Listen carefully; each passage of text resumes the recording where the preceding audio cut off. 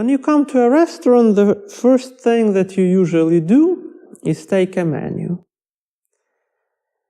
And that was what I did, and saw a wonderful dish stated there.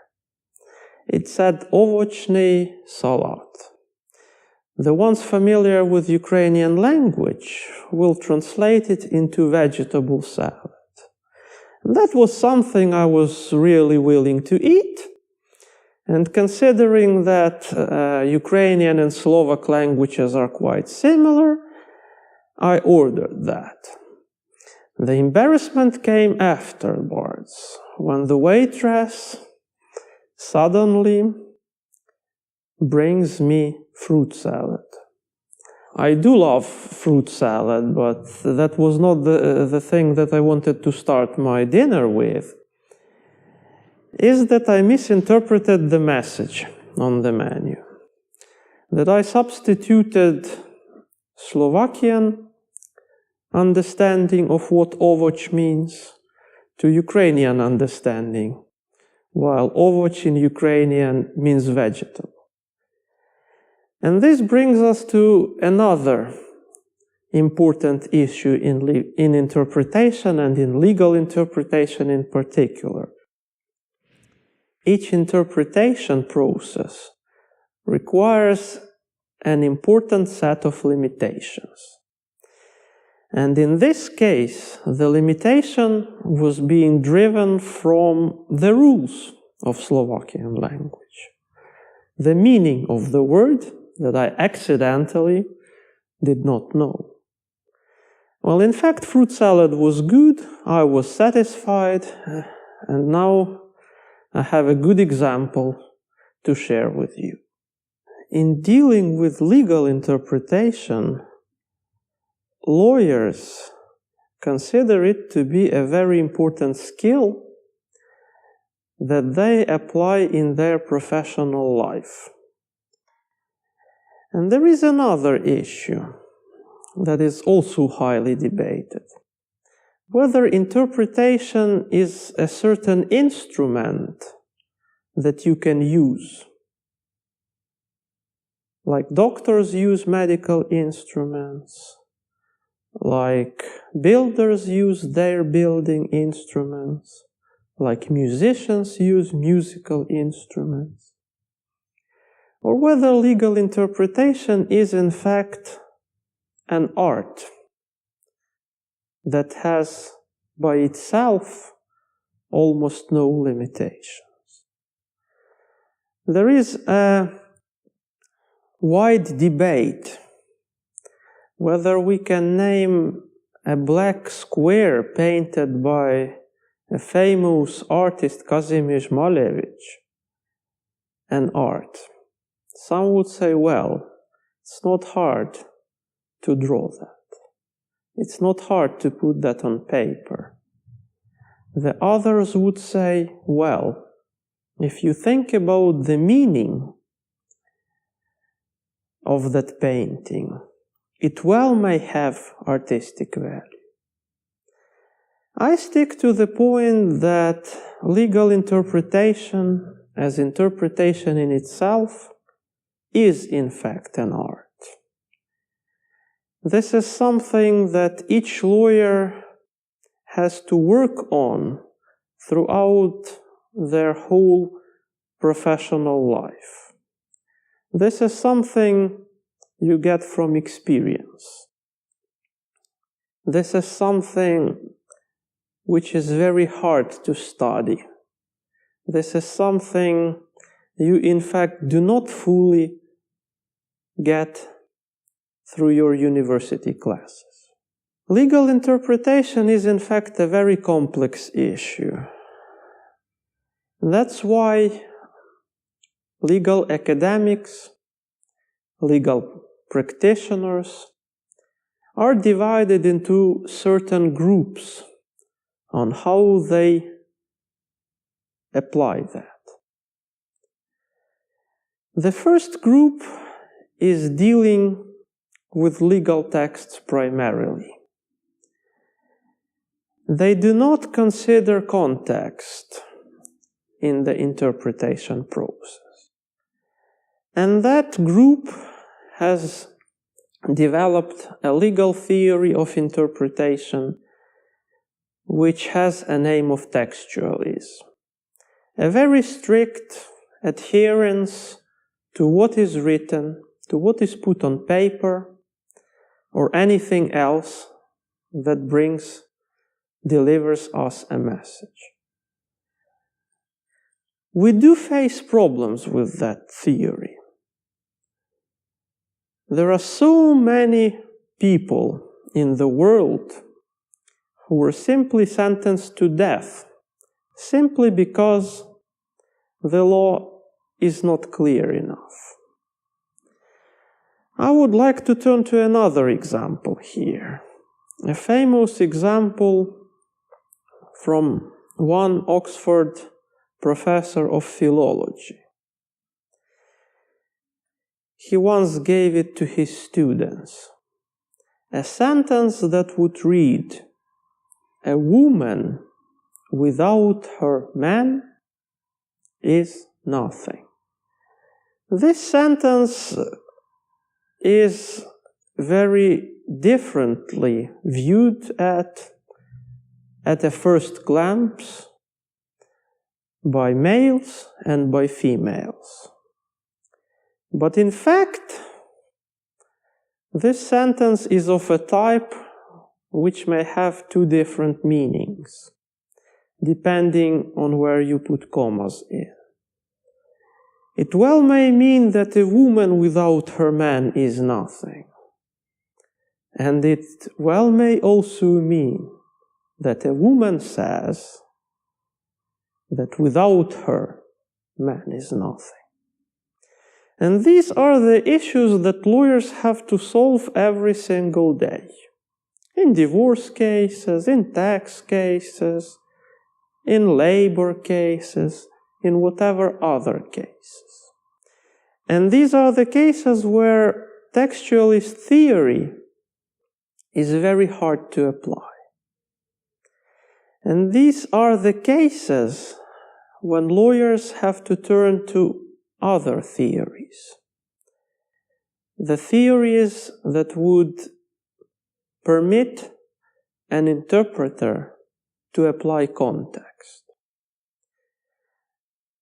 One other theory, the first one of the two major ones that allows a lawyer to do that, is called originalist theory. This is in fact adherence to what the author said. Interpretation, the message, is in fact what initially the author has put into the words.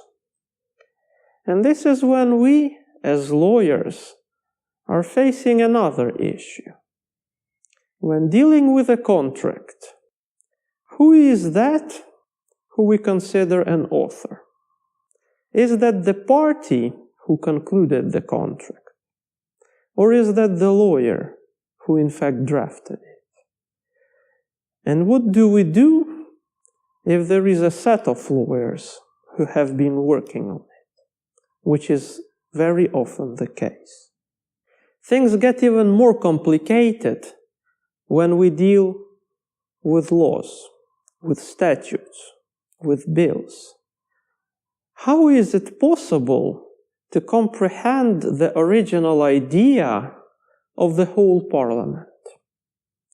How is it possible to understand what all the 50, 300, 200, or whichever the amount of parliamentary deputies are in the legislative body thought when they were voting for that bill?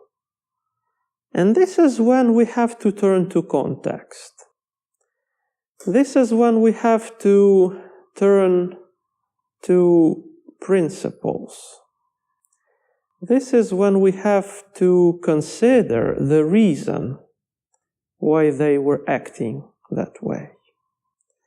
I remember a good example I once heard just on that issue.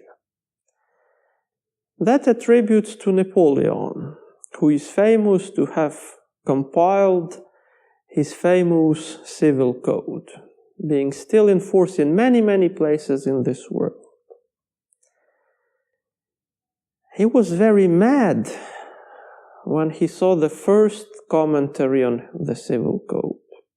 He said that this is the beginning of the end of his original idea. The code still exists. The code is still being applied in different places. Still being applied in France, still being applied in Louisiana, still being applied in many other countries and jurisdictions which had a strong French influence. But the idea of turning to principles, turning to the purpose of a norm, does in itself suffer from the same incoherences the previous two theories suffered. This teleological theory, the third one, which is highly promoted now in many countries, is in fact very vague. It's very hard to comprehend what the real purpose of a legal norm is, and whether that purpose is the same. The purpose, let's take the Napoleon's Code, the purpose of a certain norm that it served when it was originally drafted and when we are reading it right now. This is the reason most cases, most important cases in court, are not being referred to one judge. This is the reason that complex issues are being resolved by a panel of judges who have different opinions on a certain issue. This is the reason that criminal cases in many countries of this world are being also heard by ordinary people, by a jury, regular people who have nothing to do with law in most cases, and whose main aim is to deliver a decision whether a person is or is not guilty. This is also the case in complex commercial issues. In many cases, important issues in serious companies are being made by a panel, by different people who have different authority, who have different competence. The reason for that is that their joint interpretation will be the most efficient one. In fact, it will bring that company the highest surplus, be it a profit, be it some moral value, being it a marketplace, or being it whatever else they aim to achieve. Same applies to lawyers. In dealing with complex issues, as I previously mentioned, this is often the case that most legal cases are being heard by more than one person. But that's also not the end of this wonderful story. Legal interpretation, unlike other types of interpretation, has a serious set of limitations on itself. These limitations are derived from different sources. be it moral values, be it statutory provisions, be it legal doctrine, or be it something else. Lawyers, in dealing with that, are supposed not just to derive the message, to understand it for their own selves, to deliver it to the addressee, but they are also responsible for that message to be fully compatible and to fully lie within those borderlines, within those limitations that laws, that moral values, legal doctrine, and whatever else provide. And since interpretation is a complex issue, making it lie within those limitations is in fact an interpretation in itself.